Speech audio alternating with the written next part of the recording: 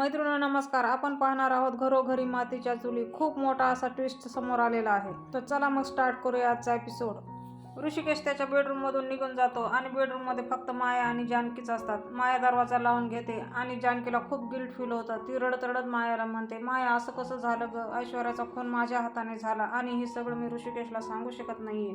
जानकी रडत असते, guilty feel होत असतं तिला आणि ती मायाला म्हणते, अगं माझ्या हाताने खूप गुन्हा मोठा झालाय आणि पापही झाले. त्यावर माया जानकीची समजूत घालत तिला म्हणते, अहो जानकीताई, असं काय करताय तुम्ही? हे तुमच्या हाताने चुकून झाले आणि ऐश्वर्या आता या जगामध्ये नाहीये. मी तिची विल्हेवाट लावून आले. हे ऐकून जानकीला अजूनच खूप मोठा धक्का बसतो.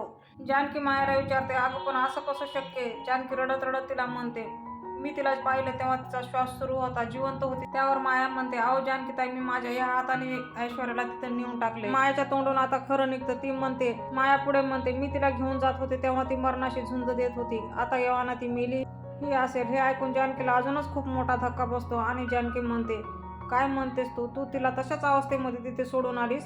जानकी मायाला जाब विचारते, तू असं का केलंस? आपण तिला दवाखान्यामध्ये घेऊन गेलो असतो, तिच्यावर इलाज केला असता, तिला आपण वाचू शकलो असतो, ती जिवंत असती.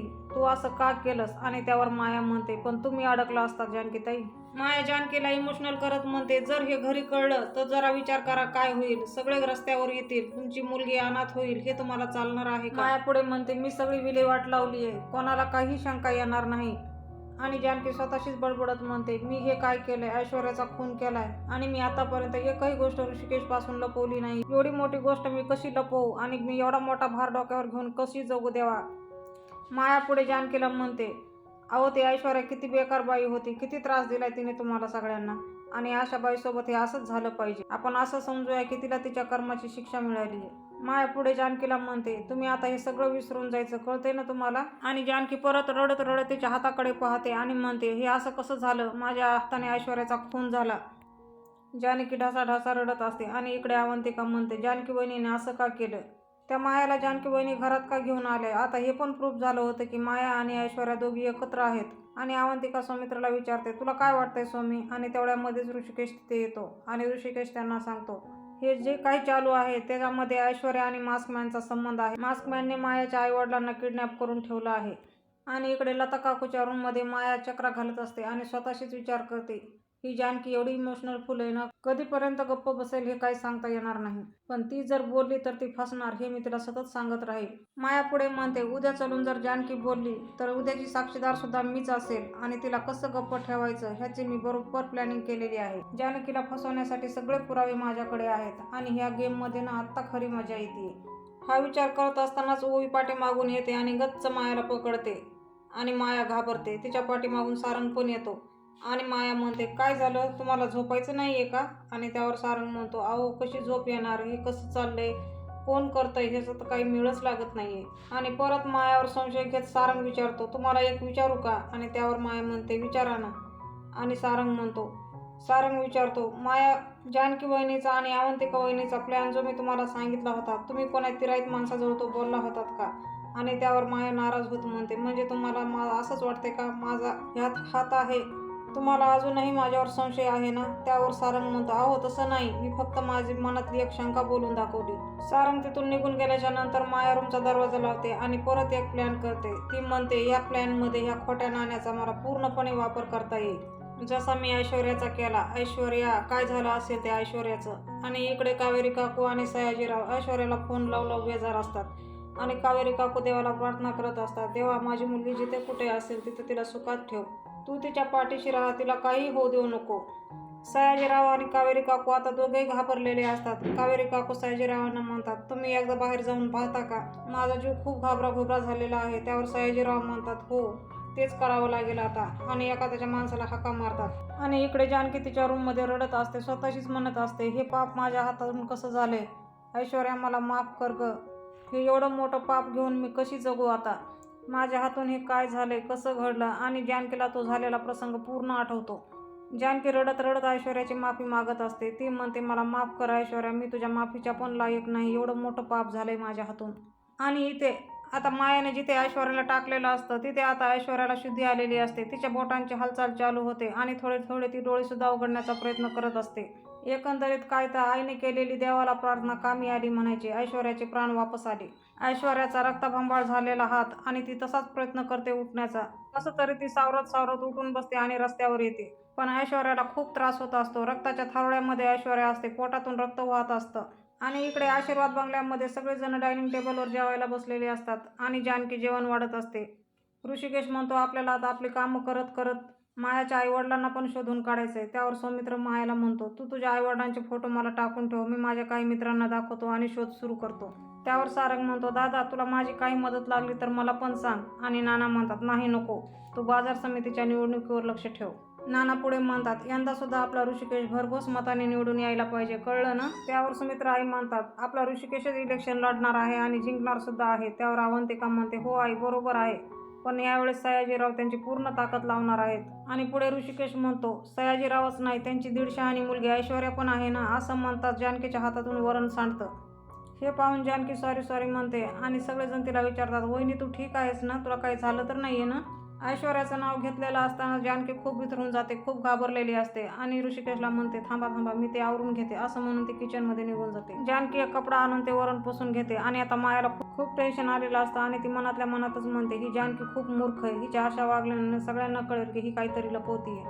परत जानकी ऋषिकेशच्या ताटामध्ये भात वाढत असते आणि भात वाढतच जाते. ताट फुल होतं तरी ती वाढतच जाते आणि तिचं लक्ष ताटाकडे जातं. परत ती सॉरी सॉरी म्हणते. खाली सांडलेला भात ती ऋषिकेशच्या ताटामध्ये परत टाकते. त्यावर ऋषिकेश म्हणतो, अगं हे तू काय करतेस, सांडलेला भात माझ्या ताटात का टाकतेस. जानकीचा हा भितरलेला स्वभाव पाहून सगळ्यांना आता शंका येते आणि सगळेजणच विचारतात, जानकी तू ठीक आहेस ना, तुला काय झाले, तू का घाबरलीस एवढी. जानकी ऋषिकेशसाठी दुसरी प्लेट घेऊन येते आणि ऋषिकेश म्हणतो, जानकी राहू दे मी घेतो. जानकी खूप घाबरलेली असते. घाम पुसत ती किचनमध्ये निघून जाते आणि सगळ्यांना म्हणते, मी आलेच.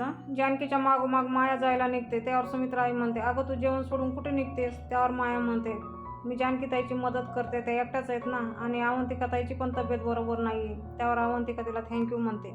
आणि इकडे ऐश्वर्या पोटावर हात धरून वाकत वाकत कशी तरी रस्त्यापर्यंत येते. ऐश्वर्या एका व्हॅन पुढे जाऊन उभी राहते आणि त्या गाडीवाल्याला स्टॉप स्टॉप करत त्या गाडीवर आदळते. त्या गाडीच्या समोरच्या काचावर ऐश्वर्याच्या रक्ताचे ठसे पडलेले असतात आणि ऐश्वर्या तिथेच त्या गाडी पुढे आडवी पडते. तो ड्रायव्हर सुद्धा ऐश्वर्याला पाहून खूप घाबरतो. त्याला काय करू काय नको असं कळत नाही.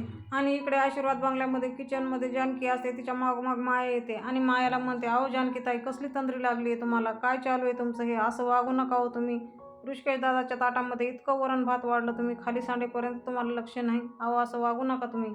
आणि जानकी परत ढसाढसा रडायला लागते. माया तिला बाजूला घेते आणि म्हणते, जानकीताई शांत व्हा, जानकीताई शांत व्हा. आणि त्यावर माया म्हणते, अगं माया माझ्या हातून खूप मोठं पाप झाले. जानकी रडत रडत म्हणते, अगं माया मी खोटं बोलते माझ्या घरच्यांशी, मी माझ्या घरच्यांना कधीच खोटं बोलले नाहीये ग. जानकी पुढे म्हणते, मी ऋषिकेश पासून एवढं मोठं सत्य लपवते, मी ऐश्वर्याचा खून केला. हे ऐकताच माया तिच्या तोंडावर हात ठेवते आणि म्हणते, अहो ताई काय बोलताय. माया पुढे जानकीला म्हणते, रडू नका आणि हे सत्य कोणालाही सांगायचं नाहीये. जानकी विचारते, का नाही सांगायचं, माझ्या हातून काय घडलंय हे माहिती आहे ना तुला. जानकी पुढे म्हणते, मी ओळखते ना माझ्या घरच्यांना, ते समजून घेतील मला. मी सांगेल जे घडलंय ते सगळं चुकून झाले. जानकी हे सगळं सांगायला जाणार तोच माया तिचा हात पकडते आणि म्हणते, चुकून घडलंय हे कसं प्रूव्ह करणार आहात, कोर्टामध्ये पुरावे लागतात. आपल्याकडे पुरावे नाहीयेत. जानकीताई तुम्हाला हे घर वाचवायचंय ना. माया पुढे म्हणते, आतापर्यंत हे घर एकीवर चाललंय आणि तुम्ही आहात म्हणून या घरामध्ये एकी आहे. तुम्ही सगळ्यांना बांधून ठेवले. जानकी पुढे म्हणते, माझ्यासमोर आता एकच मार्ग दिसतंय, मला माझ्या घरच्यांना सांगू दे, ते मला साथ देतील, तू माझ्यावर विश्वास ठेव. त्यावर माया पुढे म्हणते, ही झाली नाण्याची एक बाजू आणि दुसरी बाजू, जर तुम्हाला ऐश्वर्याच्या खुनामध्ये अटक झाली तर काय होईल. माया पुढे म्हणते, दुसऱ्या बाजूचा तुम्ही तर विचारच नाही केला, या गोकुळाचं तुमच्या काय होईल. आणि ओवी तिचं काय, तुम्हाला जर या खुनामध्ये फाशीची शिक्षा झाली तर ती तर अनाथच होईल. हे ऐकून आता जानकी खूप घाबरते. किंवा जरी जन्मठेप झाली तरी सुद्धा ओवी एकटीच राहील. माया जानकीला इमोशनल ब्लॅकमेल करत म्हणते, कालांतराने सगळे सावरतील, पण आई विना पोर कशी जगेल हिचा विचार केलाय का तुम्ही. आणि तेवढ्यामध्येच ओवी तिथे आई आई करत येते. ओवीला पाहून जानकी ओवीला मिठीमध्ये घेते आणि पाप्या घेते. त्यावर ओवी म्हणते, अगं आई इतके हक करायला तुला काय झालंय. त्यावर जानकी म्हणते, काही नाही, माझ्या परिराणीवर खूप मला प्रेम आलंय ना म्हणून. माया ओवीला म्हणते, अगं तू जेवलीस का. त्यावर ओवी म्हणते, नाही मला जेवायचं नाहीये, मला क्रिस्पी असं काहीतरी पाहिजे. आणि त्यावर माया म्हणते, म्हणजे चिप्स. माया म्हणते, अगं आईने एवढं छान वरण भात केलंय आणि तुला चिप्स हवेत का. त्यावर जानकी म्हणते, माझ्या ओवीला तूप पोळी खूप आवडते. आणि ओवी म्हणते, माझ्या आईच्या हातामध्ये जादू आहे, ती तूप साखर पोळी खूप छान बनवते. आणि इकडे दवाखान्यामध्ये तो ड्रायव्हर ऐश्वर्याला घेऊन आलेला असतो आणि नितीन पवार त्या ड्रायव्हरला म्हणतात, जेव्हा तुम्ही त्या बाईला उडवलं तेव्हा तुमच्या गाडीचा स्पीड काय होता? त्यावर तो ड्रायव्हर म्हणतो, मी त्या बाईला उडवलं नाही हो, तीच बाई आली माझ्या गाडीसमोर, वाचवा वाचवा म्हणून मीच त्या बाईंना हॉस्पिटलमध्ये घेऊन आलो. त्यावर हवालदार नितीन पवारला म्हणतात, साहेब हे झंझट काही मला कळत नाही, ह्यांच्या सांगण्यावरून तर असं वाटतं की ॲक्सिडेंट केस नाहीयेच. त्यावर ड्रायव्हर म्हणतात, एक मिनिट, ही ॲक्सिडेंट केस नाहीच आहे. ड्रायव्हर पुढे म्हणतो, मी जेव्हा त्या बाईला गाडीमध्ये बसत होतो तेव्हा मला कळलं की त्या बाईंना आधीच गोळी लागली आहे.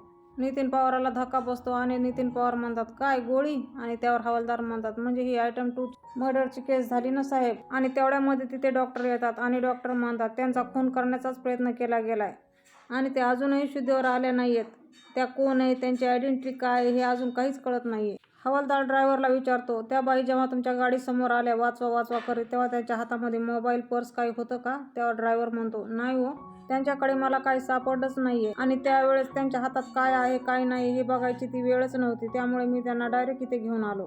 तेवढ्यामध्ये ड्रायव्हरचा फोन वाजतो आणि तो फोनवर बोलून घेतो आणि नितीन पवारांना म्हणतो, माझ्या घरून फोन होता, माझ्या बायकोचा, माझे सासरे घरी आलेत, मी जाऊ शकतो का?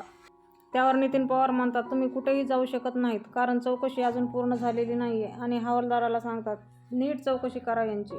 नितीन पवार डॉक्टरला विचारतात, मी पेशंटला पाहू शकतो का? त्यावर डॉक्टर म्हणतात, मी त्यांना आताच ICUला शिफ्ट केले, पण तुम्ही त्यांना पाहू शकता.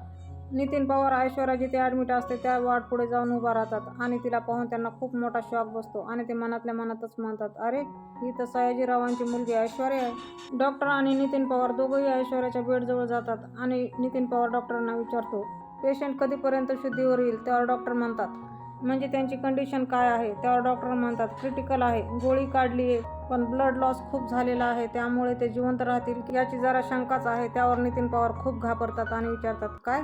मैत्रिणींनो, आजचा एपिसोड त्यांनी इथंच संपवला आहे. उद्याच्या भागामध्ये असं दाखवलंय, नितीन पवार सयाजीरावाला फोन करतात आणि सयाजीराव म्हणतात, इथे माझी पोर सापडत नाही आणि तू कशाला फोन करतोयस रे? त्यावर नितीन पवार म्हणतात, मी ऐश्वर्याची माहिती द्यायलाच फोन केलाय तुम्हाला. आणि सयाजीराव म्हणतात, म्हणजे? सयाजीराव विचारतात, ती कुठे आहे ते माहिती आहे का तुला? त्यावर नितीन पवार म्हणतात, संजीवनी हॉस्पिटल. आणि हे ऐकून सयाजीरावांना खूप धक्का बसतो. आणि इकडे जानकी तिच्या बेडरूममध्ये बसलेली असते आणि तिचं दुसरं मन तिला म्हणतं, इकडे एक इलेक्शन आणि तुझं एक मन, सगळं कोलमडून पडेल. आणि दरवाजा वाजतो तर दरवाजावर ऐश्वर्या असते. मैत्रिणी, तुम्हाला काय वाटतं, दरवाजावर खरंच ऐश्वर्या असते की हे जानकीचा फास असतो? हे मला नक्की सांगा. असेच नवनवीन आणि फुल अपडेटसाठी आजच आपलं चॅनल सबस्क्राईब करा, बेल आयकॉन प्रेस करायला विसरू नका. व्हिडिओ आवडला असेल तर एखादं लाईक नक्कीच करा.